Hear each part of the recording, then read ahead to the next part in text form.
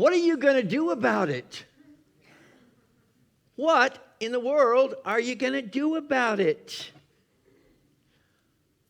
What are you going to do about war? What are you going to do about corruption? What are you going to do about politics? What are you going to do about it? What are you going to do about the economy? Oh my God. What are you going to do about it? What are you going to do about your peace of mind? What are you going to do about your relationships? What are you going to do about your health, your career, your financial stability? What are you going to do about it? I know what I'm going to do about it. I'm going to pray for you. Because that's one hell of a to-do list, is it not? And yet, as we move through the course of our lives, do we not find ourselves needing to address all of these things? And needing to respond to all of these things? Krishnamurti, the Indian philosopher and spiritual teacher, says this: as we are, the world is. That is, if we are greedy, envious, or competitive, our society will be greedy, envious, and competitive, which brings misery and war. To bring about order and peace, we must begin with ourselves and not with society. I want to say that again for myself, not so much for you. I need to hear it again. To bring about order and peace, isn't that what we're all seeking to do right now? To bring about order and peace, we must begin with ourselves and not with society, for the world is ourselves. The world is ourselves. The world, you could say, is a projection of our own consciousness, our own thoughts, the content of our minds, the content of our hearts. And if we want to change and enhance this world in any way, and I believe you wouldn't be sitting in this room if you weren't seeking to do that, it involves changing and enhancing ourselves. Now, in that process, we may choose actions, activities that move out and create a force on this planet. But you never want to go out and try to be a force on this planet until you have come to discover and believe in the actual truth of who and what you are. Because when you move out into the world to take action, and many of us are feeling inclined to do that these days, you want to bring the greatest level of your authentic self. Thank you for using that word so many times while you were up here, because to me, that's what it is, your authenticity. And you can't bring your authenticity if you're not aware of it, if you're not connected to it, if it isn't racing and rolling through every fiber of your being. So how do we follow this admonition of Krishnamurti and begin with ourselves? And I'm going to offer to you, as I do every time I speak before you, a proposal. It's just a proposal. I'm not issuing you absolutes. I'm not telling you what to do. I'm sharing with you from my own experience. Take it or leave it. But my prayer is that we wouldn't all be in this room together if there wasn't something to be imparting. I always have to remember when I'm listening to a speaker, the inclination from an outer world perspective is to think that I'm listening to somebody outside of myself. But again, I'll propose to you, take it or leave it, I'm not outside of you. We're all one. We affirm that a lot in unity, which means that whatever's coming out of me in some way, I believe will have at least a nugget or two of truth that you can take with you and move out into your life to make it a more successful and rewarding experience. My proposal is that we all begin, and I'm starting with myself, because I'm not pretending to be there by any stretch. We all live as spiritual pioneers. Now, I used to refer to myself as a spiritual warrior. That is a Tibetan Buddhist term, and I looked up a definition for it. Spiritual warrior, from that perspective, is one who combats self-ignorance, the universal enemy, which is the ultimate source of all suffering. The spiritual warrior overcomes the lower senses and steps audaciously into higher realms of light. The spiritual warrior has only the complete and right practice of compassionately helping other beings through their wisdom. Now, I have no argument with that definition or the concept, and many of you perhaps consider yourself to be spiritual warriors. I did for many years, but I'm just not as comfortable there as I used to be because I think there's a fundamental problem with being a spiritual warrior. And that is what? Well, every warrior needs a war. You know, every warrior, you can't be a warrior if you don't have a war. And I am done. That's my prayer this morning. I am done fighting.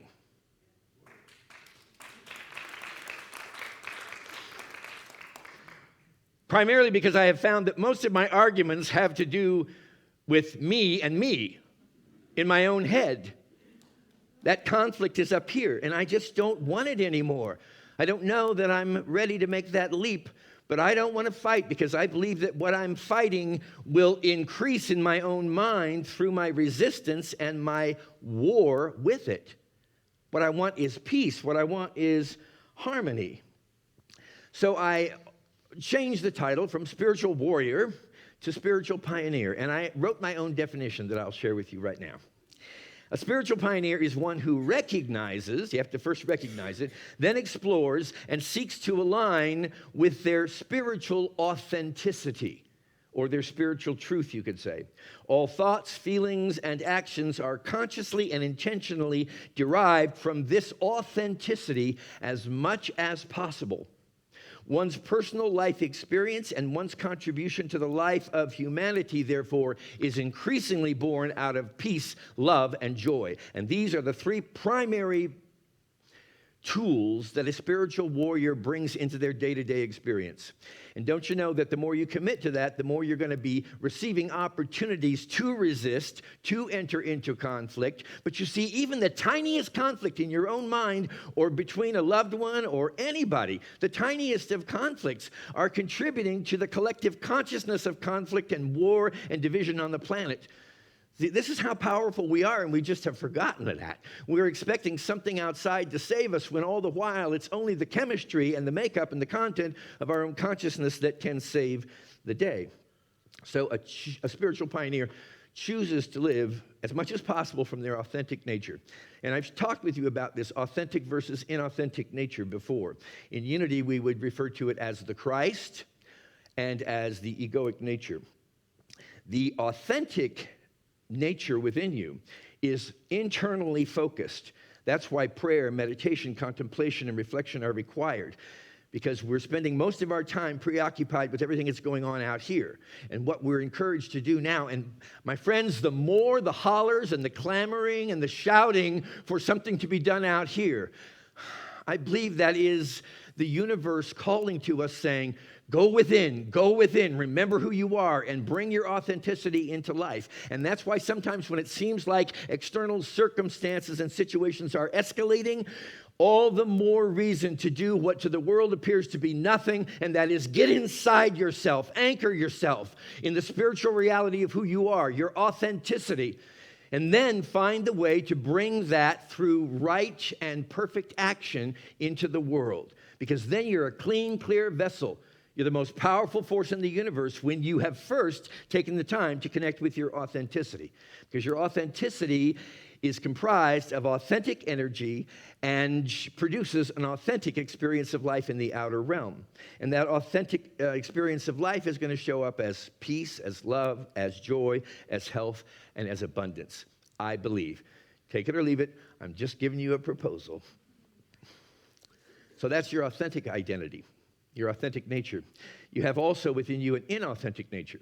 Doesn't make it right or wrong, good or bad, just because it's inauthentic. It's more externally focused, and it's more driven by personal desire, ambition, and the ego. Nothing right, nothing wrong, just noticing. There's an authentic nature, an inauthentic nature. The inauthentic nature is comprised of inauthentic or egoic energy, and it produces an inauthentic experience of life. You see, that's why when we tell people there's only one presence and there's only one power, they go, well, look out here. You're crazy. That's not the case. Well, it all depends on where you're choosing to identify yourself, you see. And most of us have spent our lives identifying ourselves with external circumstances, individuals, relationships, instead of with this tremendously powerful wellspring of life, love, energy, beauty that's within us. That inauthentic nature that we have identified with, believed in, whether it's right or wrong, again, doesn't really matter. We've put our belief in it. It creates conflict. It creates condemnation. It creates worry. Has anybody experienced any worry in the past few weeks, months, years? Yeah, it can make your heart very heavy. Disease and lack. A spiritual pioneer is one who has made the decision to become extremely self-aware of thoughts and feelings and actions, and learn to ask themselves the question, where is this coming from? What's motivating this experience? Is it my authenticity or is it my inauthenticity? And so to help us along in this experience, I'm going to say that it's a good idea to take periodic authenticity pauses. Now, some of us call this prayer, some of us call it meditation, but for the sake of the theme of authenticity, I'm going to just say take authentic pauses as frequently as you can. And we just did that when we had the meditation this morning. That's what I moved us through, is an authenticity pause. A pause to redirect our energy and our attention and our focus from inauthenticity as expressed outside of us to authenticity as expressed inside of us.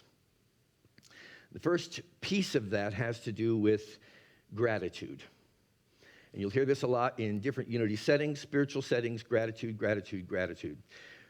Before you begin anything, my friends, my encouragement to you is to fill your mind with gratitude. And sometimes that's hard to do when things don't seem to be going our way or they're running amok out here. It's like, how can I be grateful? I don't have it. There's always something to be grateful for. Right now, you're sitting in this room. Put your hand in front of your face. Wiggle your fingers. How in the heaven is that happening? And yet we use these all the time. Thank you. Thank you. Thank you for my hands. Thank you for this body. Thank you for this vehicle as a communication for love and peace and joy in my world. So fill your mind as much as possible with thoughts of gratitude. You can do this right now. Then move from gratitude into relaxation. It's easier to move into relaxation when you've gotten your mind and your heart centered in what you're most grateful for. And just join me right now in taking a few deep breaths. You know, it's difficult, I realize. There's a lot of pressure being exerted upon us by external influences and forces. But my friends, the things outside of you are not responsible for your well-being. The people and things outside of you are not responsible for your peace of mind or your effective action in the world. You are responsible for that. And the way you can receive what you need in order to make the contribution that's yours to make is by simply centering yourself in this awareness through relaxation. And then non-resistance. And this is a pickle right now in our world. Because there's things out there, are there not, that just trigger us into reaction, that trigger us into defensiveness, that trigger us into resistance. I don't want. Whatever it might be. Non-resistance says, I allow all things, I accept all things exactly as they are. I'm not here to change the whole frickin' world. I'm here to change myself.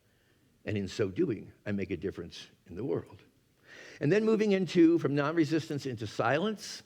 And I'm not really talking about external silence so much as I am that which occurs. There is a silent space within every one of us. A place where there's no thought train. Anybody know what the thought train is? What about this? And what about that? And what about that? And what about this? And it just silences that. All the internal commentary ceases and you reach a place of silence.